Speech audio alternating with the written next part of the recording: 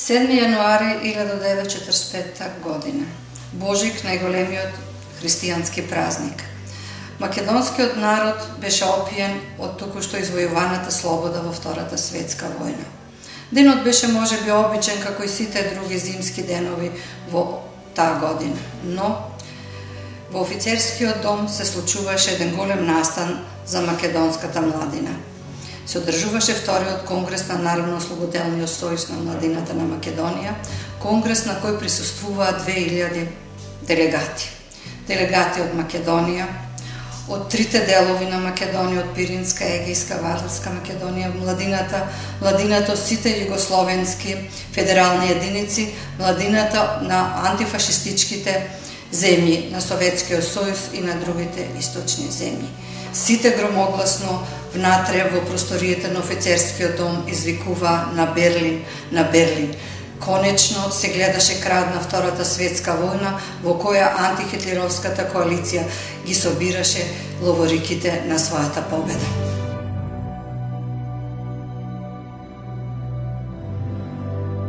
Пред македонската младина беа поставени клучните задачи: обнова и изградба на разорнатата земја, учество во земјоделските и другите стопански работи, организирање акции за описменување, за подигање на општо културното и просветното ниво на народот и така натаму.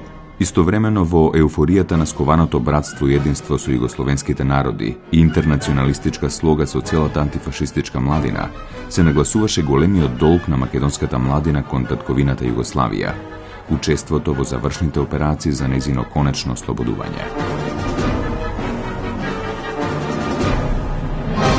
Покрај другото, вториот младински конгрес беше одржан и за тоа да се убеди и да се организира македонската младина за масовно учество на Сремскиот фронт, односно за конечното ослободење на Југославија.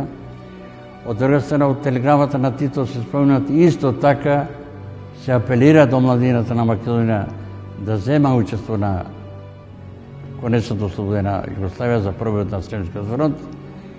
Од друга страна, дискусиите о самиот конгрес на младината и искажувањето на големата желба и признание за учеството, што сака да учества младината од Македонија за Сремски фронт. Конгресот го поздрави и врховниот командант на Нофи Пои, Јосип Броз Тито, кој имаше посебен психолошки ефект. Во зовриената атмосфера на југословенското партизанство, смислено се градеше култот кон Тито, а младината извикуваше пароли дека ќе јурише до крај, до Берлин. Навиду секи беше во тој свечен чин и во тоа громогласно одвикување на Берлин, доколку горе на Скопското кале не се вознемирија духовите на македонските војници, на македонската војска, на луѓето кои 4 години во таа борба се надева дека конечно ќе дојде обединувањето на македонскиот народ. Во касарната на Калето, војниците кои се подготвуваа за артилерци со руски инструктори и оружје, наеднаш се вознемирија. Зошто се извикуваат таквите пароли? Каде ќе бидеме одведени? Во чија битка? Зарем ќе одиме на север, кога нашите браќа на југ и исток, во Грција и Бугарија, во Егејскиот и Пиринскиот дел на Македонија, водат антифашистичка национално-ослободителна борба? Кога е јасно дека само на тој начин македонскиот народ може да се здобие со правото на самоопределување, дека сега е историската шанса за негово обединување. Во касарната на Калето се вршеа кадровски смени. Наместо македонски, во војните единици беа поставувани српски и црногорски началници. Новите началници, очигледно заборавајќи дека се наоѓаат во слободната македонска држава, се фалеа дека повторно ќе се врати кралот. Зарем по толку борби за слобода, пак ли ќе се допушти инвазија на српството? Мојот татко беше учесник во Народно-ослободителната војна и по-конкретно во настаните околу Скопското кале, односно така наречениот бунт на македонските артилериски бригади во Скопје на Божик 1945 година. Она што се случи на плоштадот, додека се одржуваше конгресот на НОМС, младинскиот конгрес, и Она што се случуваше во касарните не беше случајно. Револтот против српските експерти и подготвени кадри кои требаше да ги подучуваат нашите борци. Меѓутоа, знаете, се случувале некои работи кои во тоа време кое било премногу осетливо, време на мир и војна, бидејќи кај нас завршуваше војната, некаде во Југославија траеше војната, постарата генерација, значи на младите, исчекуваа дека нешто повеќе ќе се реши, бидејќи беше многу актуелно прашањето за обединувањето низ целата НОП, во сите повици, резолуции, манифести. Тоа прашање беше отворено бидејќи тоа беше составен дел на Македонската национална програма од поделбата од 1912-13 низ сите организации. Во касарната вриеше како во кошница. Македонските војници бараа да се исполни една од основните цели на национално-ослободителната антифашистичка борба на македонскиот народ во Втората светска војна, неговото обединување по трагичните делби во Балканските и Првата светска војна. Формирањето на Демократска федерална Македонија во рамките на Федерална демократска Југославија за најголемиот дел од македонските борци и македонскиот народ беше само важна етапа кон целосното решавање на македонското прашање, односно обединета Македонија, самостојно или во рамките на некоја поширока федерација на Балканот. Наспроти ваквите стремежи, големите сили ги прекројуваа балканските граници според своите стратегиски интереси и со пазарење кои не одеа во прилог на самоопределувањето на малите народи. И покрај овој несоборлив историски факт, артилериската бригада од Скопското Кале реши да ја земе судбината во своји раце. Се спротивстави на командата да оди на Срем во завршните борби за ослободување на Југославија и организира бунт кој многу подоцна во македонската историографија доби назив на станите на Скопското Кале. Јас сум стварно борец од Втора светска војна. Јас сум учесник на алтариите на побунта кога беше 45 година во Скопје. Алтариите беше субсидија, парадише од Калето према железниска станица и парадирше и манифестирше. Не одме за Сремски фронт, за Солон, значи се парадирше тоа. И јас тука фатих една таква идеја, јас бех млад човек, тој ги ска. Бех на 22 години човек. И јас бех идеалист, кога видех тие човеци оти се за Македонија, јас фатих в моите душа да сум јас македонец за Македонија. Во тој период, во дел од артилериските бригади стационирани на Скопското Кале, се побунија една група која организирано, наоружано, се симна од Калето пред домот пред офицерскиот дом кај што се одржуваше Вториот младински конгрес и бараат да влезат во конгресот. Меѓутоа тоа не им беше дозволено. При тоа тие истакнаа паролата не на Срем, туку на Солун. За случувањето на Калето во Скопје, таа вечер ние не спаме. Еко сега знам, не спаме како кажаа дека ќе се случи нешто. Ние седевме, меѓутоа, после, како што имам разберав дека генерал Апостолски отишел некоја стисил ситуацијата.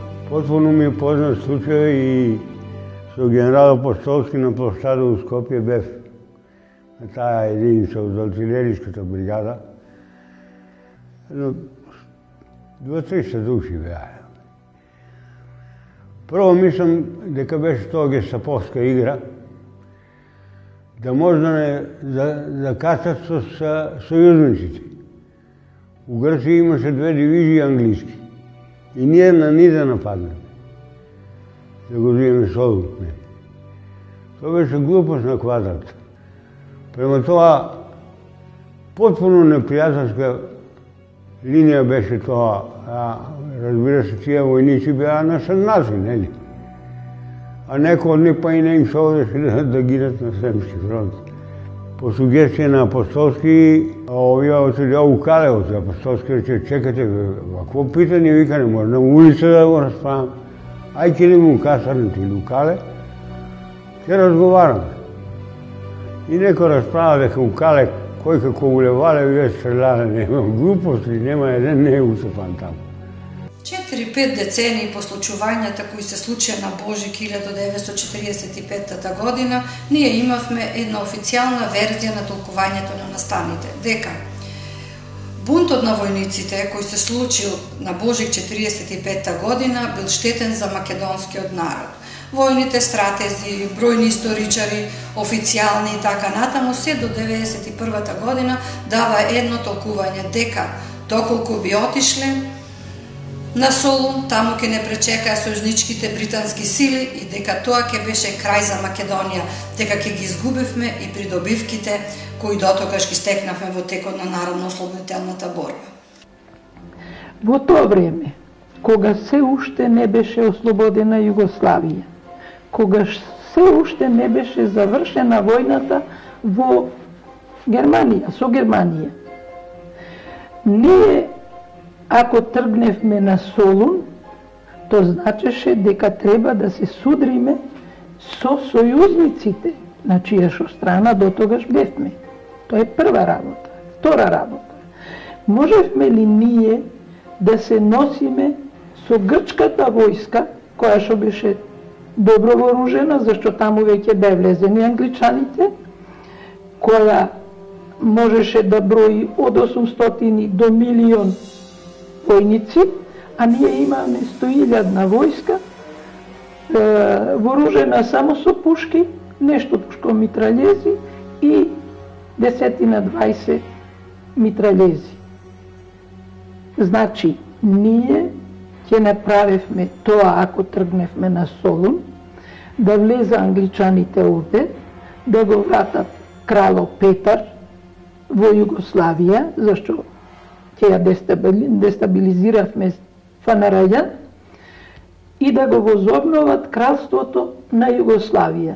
Во тој случај ние ќе ја загубевме државата и ќе ја загубевме и нацијата во таков случај, зашто ќе бевме колонизирани потпуно.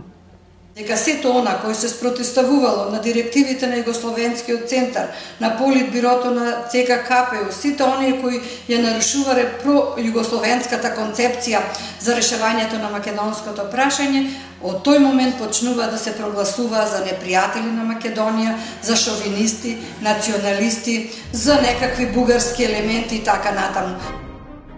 Илија Ѓозеф, началник на известувачката служба на 15-тиот корпус, по 4-5 децении од случувањата ќе изјави: подготовките кои биле во тек кажува дека раководството било надвор од касарните. Значи имало цивилно-граѓанско јадро.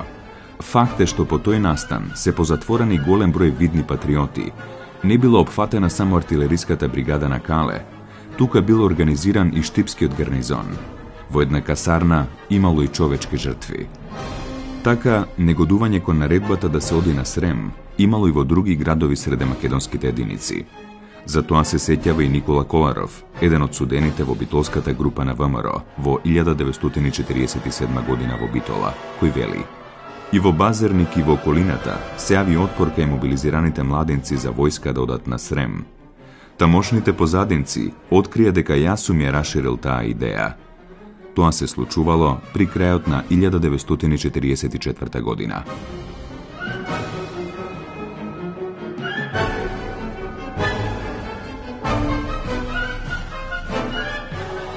Според мои сознанија, вели Илија Ѓозеф, бунтот требало да започне во моментот кога единиците ќе се стават во покрет кон север, односно кон Врање и Бујановац. Но водачот на бунтот, Александар Минчевски, избрзува со одлуката. На Ден Божик, 7 јануари 1945 година, околу 9 часот, артилериската бригада од Кале излегува на улиците на Скопје. Војниците парадно построени, со развеано знаме се упатуваат кон плоштадот. Громогласно одекнувало: Солун, Солун, не иќеме на Берлин, сакаме на Солун. Заедно со топотот на цокулите се слушале песните "Напред браќа македонци", "Во борба" и други. На плоштадот се направил полукруг пред офицерскиот дом. Атмосферата била прегреана. Во хор бунтовните борци го извикували името на нивниот командант Михаил Апостолски. Да излезе пред нив, да им објасни. Апостолски веднаш реагирал. Пред Метропол им одржал кус говор, прашувајќи: "Војници, со мене ли сте?" "Да," рекле тие, "ние сме со вас." "И јас сум да идеме на Солун. Ајде да седнеме во касарната и таму да се договориме како и на кој начин ќе одиме на Солун." Неспорниот авторитет што го уживал Апостолски сред војниците ја смирил ситуацијата. Тој мирно ги вратил бунтовниците во касарната на Скопското кале. А вештина е командување управо у томе да ти успиеш да и од слабих војника, необучених војника, да створиш добре војнике, да онеобучени команданата створиш добре команданте и да организуеш напад тако да могу да добиеш битку, да можеш да добиеш битку, а да не претрпиш тешки губитки. Сем, наравно, нужни губитак, свака битка мора да има. Тој е, мислим, у том погледу може се говорити о Апостолском као добром војсковоđи, добром команданту. Генералот Михајло Апостолски успе мирно да ја врати војската во касарната.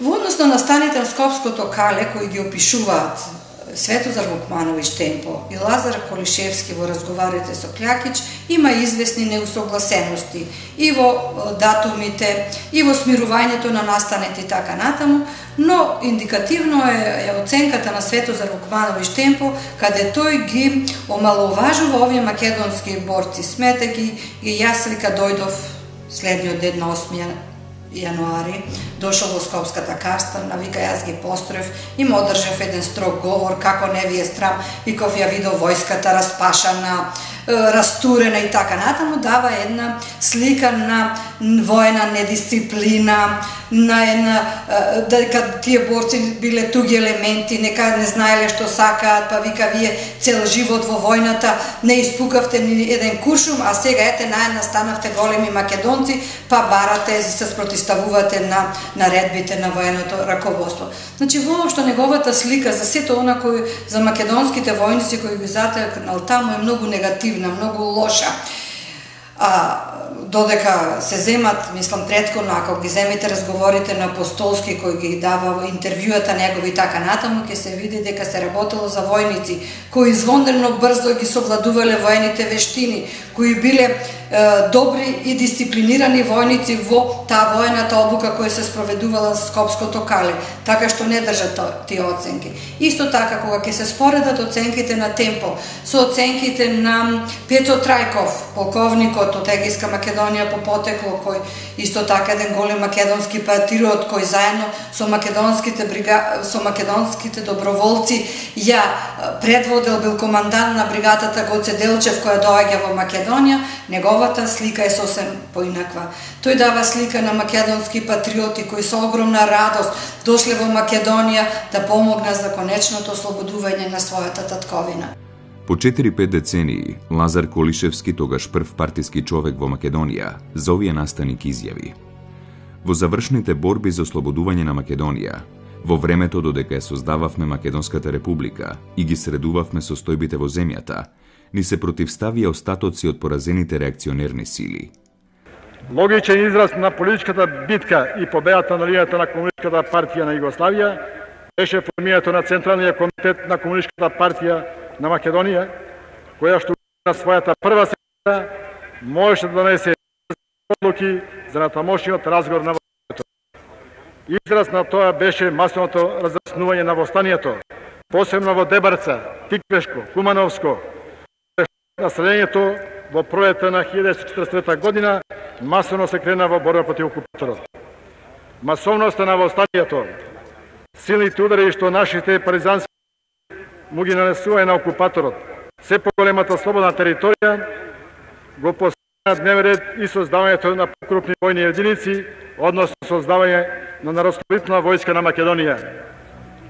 Индикативно е тоа што кога се случуваат овие настани, кога треба да се расчистува со учеството, односно со бунтот на македонските бригади како воен бунт кој морал да биде санкциониран, никаде не можете да го најдете македонското државно раководство на чело со Методија Андонов Чентов.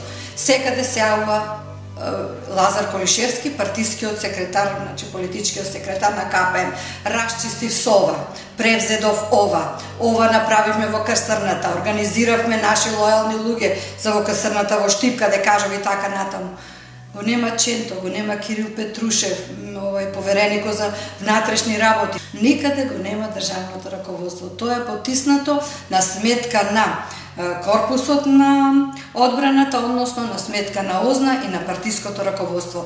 Значи, директно со овие настани расчистува партискиот секретар, а не државниот, односно раководител на македонската држава, и тоа може да се види ни сите. Многу интересни е тоа во книгата која Клјакиче пишува за Колишевски, во разговорите со Колишевски, секаде Колишевски станува: јас направив ова, јас презедов ова, јас расчистив со ова, веднаш проведовме телеграмата на Тито за да се расчисти со учесниците во бунтот и така натаму. Значи партијата со ОЗНА во спрега се создава една партиско-полициска држава која расчистува со настаните и односно со учесниците на Скопското кале. Но генерал полковникот Тодор Атанасовски на прашањето Солун или Срем, меѓу другото ке каже: тогаш во тоа време Господ да не му даде кој не сакал Македонија да биде цела.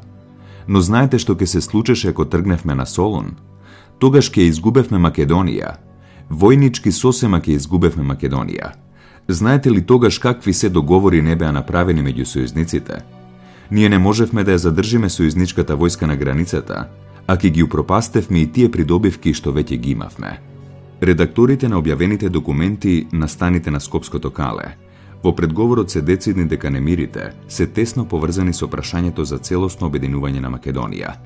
Меѓутоа се согласуваат со оценките на Апостолски и Атанасовски дека тешко можеле да се спротивстават на британскиот интерес во Грција, зацврстен со договорот во Москва меѓу Черчил и Сталин во октомври 1944 година. Сојузното војно-политичко раководство било крајно вознемирено од случувањата во Македонија. Јосип Броз Тито веќе претходно бил предупреден од представниците на британската мисија во Македонија да не дозволува ширење на идеи и акции кои ќе го загрозат британскиот интерес во Грција. Со други зборови, биле вознемирени од барањата на македонската војска, на македонското државно раководство и на македонскиот народ за обединување на Македонија. На големиот митинг на плоштадот во Скопје, на 10 јануари, командантот на Генералштабот на Народно-ослободителната војска на Македонија, Михаил Апостолски, соопштува дека 15-тиот корпус на македонската војска ќе се бори за уништување на фашистичките сили во Југославија, во Берлин да го постават знамето на Југославија. Добихме наредба од врховниот командант да комесарот на главниот штаб и јас отидеме во Белград да реферираме за положбата во ситуација и за проблеми кои постојат по ослободувањето на Македонија. После реферирањето кое го кај другарот Тито во Белград, тој ја разгледа и ја објасни целата положба на фронтовето или на фронтот во Југославија и ни даде налог да ние во Македонија подготвиме еден корпус од 2 дивизии. Тој веднаш посебно нагласи да бројното стање на дивизиите треба да биде приближно на бројното стање на дивизии од Втората светска војна што ги имаа сојузниците. Тоа значи дивизиите да бројат околу 10.000 души. Ние таа команда или таа наредба ја примихме, морам да кажам, и денеска после 30 години со се многу големо задоволство, зашто видехме со тоа ќе можат македонците да го дадат својот прилог до конечното ослободување на Југославија.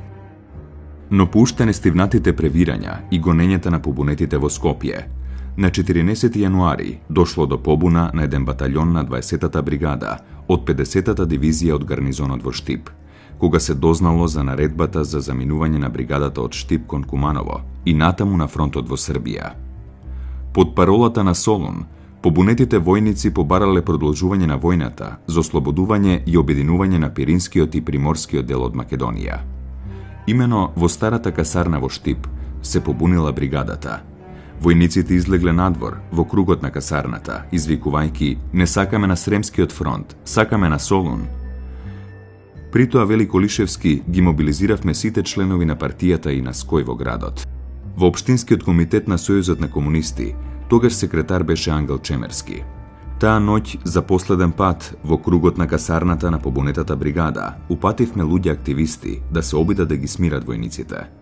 Киро Михајловски Груица, Стојан Бочваров и уште неколку другари од Озна, другарите Мито Мицајков и Васил Златев. Јас бев во кругот на касарната. Излеговме пред бунтовниците. Се обидовме да ги смириме, но една група војници не сакаше да слуша. Членовите на мисиите веднаш ја известуваат својата централа во Белград, шефот на мисиите Фицрој Меклин, во кој што го известуваат дека во Македонија се настанува бунтување поради тоа што одредени единици не сакат да одат на Срем, туку сакат да одат на Солун. Позната е со побуната на војниците на Калето и во Штип, во кој што реагира високополитичкото и военото раководство на нов и полна Македонија со цел да го спречи тоа да земе поголеми размери. Меѓутоа мора да се има во предвид дека во позадината на сето тоа стојат исто така и извештаите на британците кои што со своите известувања во суштина настојуваат да го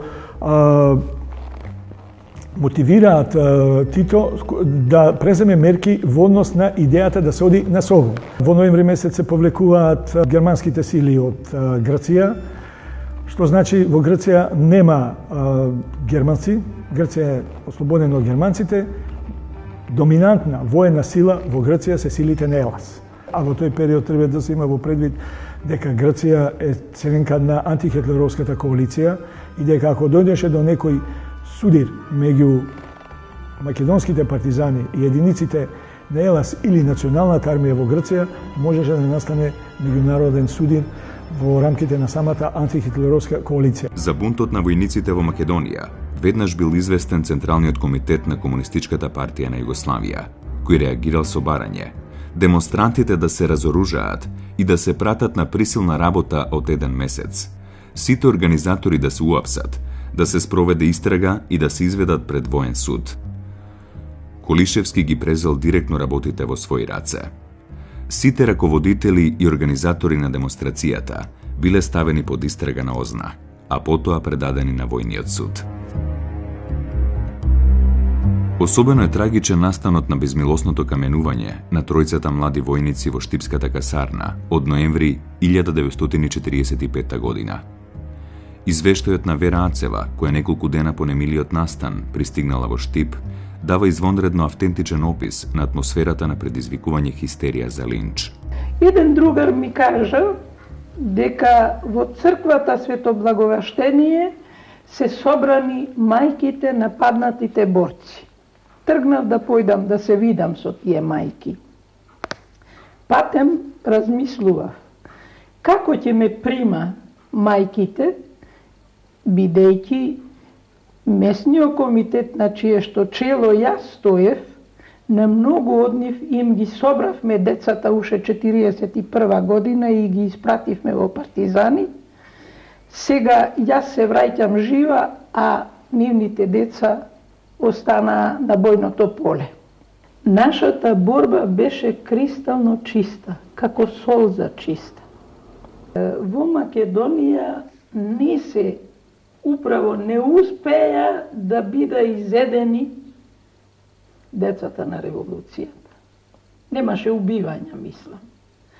Али затоа имаше отстранување.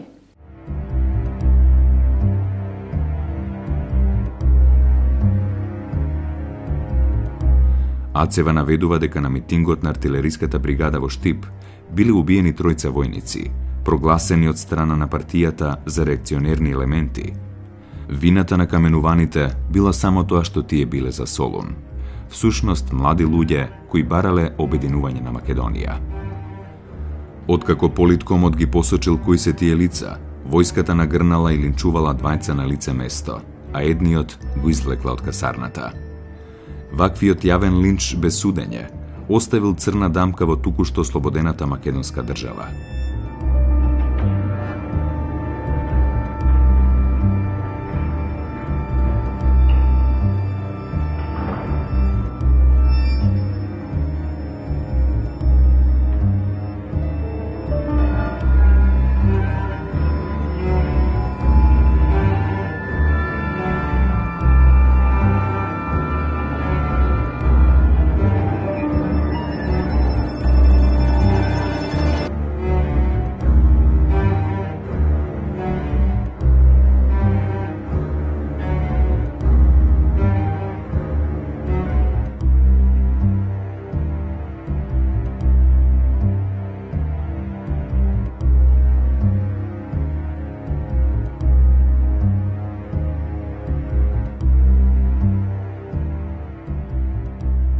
Според повеќето сведоштва, побунетите единици набргу биле разоружани, а главните учесници задржани во истражниот затвор до одржувањето на главниот претрес на 27, 28 и 29 април 1945 година. Иако првиот претрес, се уште недоволно подготвен, бил одржан веднаш на 29 јануари. Пред војниот суд на Скопската војна област биле изведени 39 лица поради организирање и учество во отворен бунт против установениот ред поредок на Народно-слободителната војска на Југославија. За кривична одговорност беа земани истакнуваните пароли против одењето на Берлин, а за Солун, квалификувани како предавство на народните интереси на самата борба. Обвинетите организатори, потекнувачи и непосредните учесници, војниот суд на тајно судење ги прогласи за виновни и осуди 34 лица. 12 лица на смрт со стрелање, 13 лица на долгогодишни затворски казни, а 5 лица беа ослободени од обвинението. Војниот суд при Штипската војна зона изрече смртни пресуди на 6 лица кои беа извршени.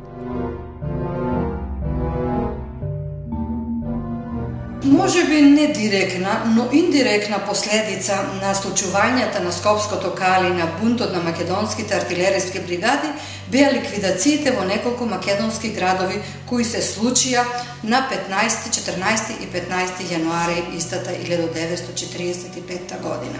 Се работи за масовните ликвидирања во Куманово и во Велес. Во Куманово се предпоставува дека било од 48 некаде до 54, точно не се знае нивниот број, бидејќи гробницата до ден денес не е пронајдена на ликвидираните граѓани од Куманово и Кумановско, додека во Велес биле ликвидирани 53 граѓани без судска пресуда, прогласени како непријатели. И може би овие настани кои се случиле на Скопското кале го предизвикале гневот на ОЗНА и на партиското раководство да превземе еден ваков крвав чин без судски пресуди да бидат ликвидирани овие граѓани. Дел од нив на вистина сноселе вина за соработка со окупаторот. И доколку се суделе, сигурно ќе биле осудени на смрт, бидејќи во тајакви војни времиња нема простување за оние кои биле на страната на окупаторот, кои вршиле злодела врз својот народ. Но се работи за голем дел на невини граѓани кои биле ликвидирани на Велес и кои не доживеале правично едно судење. По нивната ликвидација, нивните роднини доаѓаат кај Методија Андоновченто и го прашуваат: вие ни ветивте дека за секи има правна држава, дека ќе има фер судење, а вие ги ликвидиравте нашите блиски. Ченто бил шокиран и изненаден од таковскиот злосторнички чин. Дори кажува дека отишол да се пожали кај Лазо Колишевски и Колишевски само го одговори: знаеш, што е така по сугестија на Кардель, партијата се сложува да биде ликвидирани, а Ченто бил згрозен од таков злосторнички чин, бидејќи вика уште поголем е злостор некако да го убиете без да му дадете шанса за праведно судење. Исто така и Кирил Петрушев, кој бил повереник за внатрешни работи, за овие ликвидации разбрал од роднините на убиените граѓани. Замислете си, 4-5 децении роднините на убиените не смееле да прашат ни каде е гробницата. Дури 94-5 година таму почнува барањето на гробницата во Велес, а гробницата во Куманово се уште не е откриена. Јас колку знам, овој случај во Велес и еден во Куманово имаше тако случај, стрелани луѓе. После ослободувањето то се случи и без друго то треба да се расчисти до крај. Меѓутоа, морам да кажам дека уште тогаш беше осудено таквиот начин на стрелање, затоа што тие луѓе не бе судени. Тие луѓе не морало да биде осудени сите на смрт. Некои ќе биле осудени, ако биле сите непријатели, на одреден рок во затвор, а не да биде стрелани. Ликвидираните граѓани биле од различни социјални средини, со различна улога во предвојниот и војниот период. Интелектуалци, членови на ММТРО, на ВМРО, селани, контрачетници, соработници на окупаторот, патриоти, иматели на собственост и така натаму. Истовремено со овие ликвидации, екипи на ОЗНА требало да извршат масовни убиства на затворените граѓани во повеќе градови на Демократска федеративна Македонија. За среќа тоа било спречено, а затворениците били изведени пред суд, иако и судовите суделе по партиска директива, а не според кривично дело.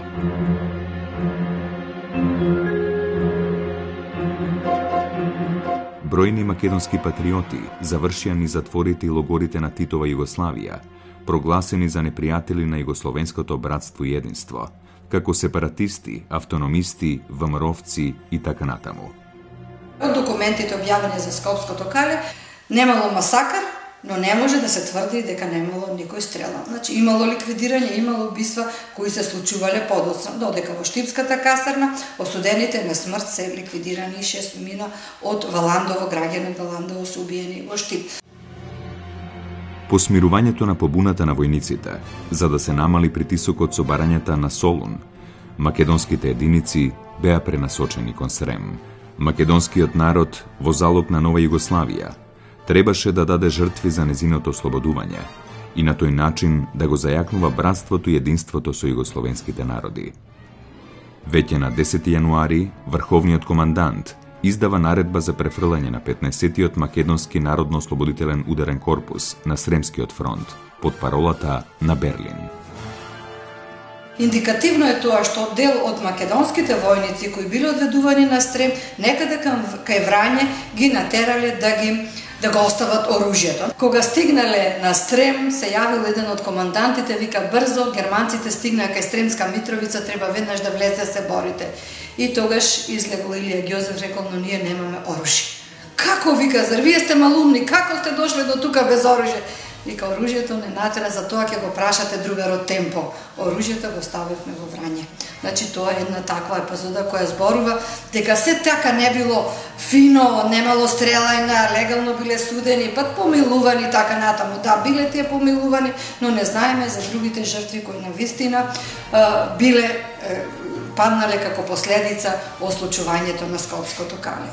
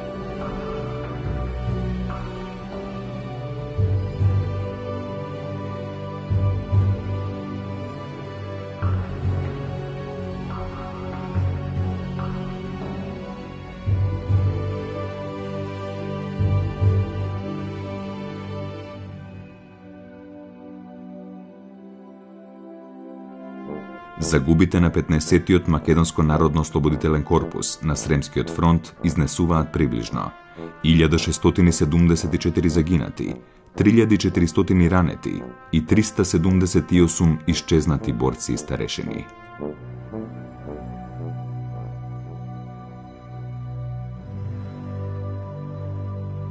Посебно сакам да нагласам дека настаните на Скопското кале, како чин кој беше припишуван на одредени туги шовинистички елементи кои сака да го нарушат југословенското братство, единство и така натаму, и кои сака да ја рушат Титова Југославија, од еднешен аспект сосема не држат, бидејќи Југославија е 20 години веќе една историска творба која не постои, ја нема. Време е веќе да се симне таа гнасна оценка и етикетирање на овие луѓе дека биле туги пробугарски елементи. Колку нивниот идеал за обединета Македонија да бил нереален во целите тие услови, колку тие да јуришеле некаде во ветрот и така натаму, сепак овие настани мора да се оценат како еден патриотски чин на македонците кои во најневозможни ситуации не сакале да се откажат од својот национален идеал, а тоа било обединувањето на Македонија. За тоа обединување и за таа Македонија гинеле бројни синови на овој народ.